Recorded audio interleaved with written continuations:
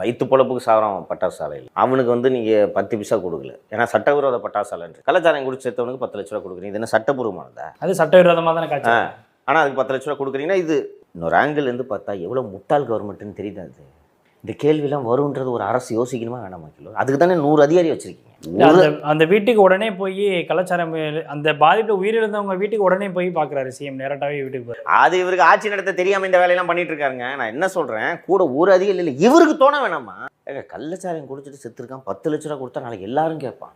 இன்னொன்று இது இந்த பட்டாசு மற்றது கூட ஒதுக்கி வச்சுருங்க. நாளை உங்கள் கட்டுப்பாட்டையெல்லாம் மீறி இன்னும் ஒரு 4 பேர் செத்தான் அவனுக்கு கொடுத்துக்கிட்டே இருக்கணும்ல.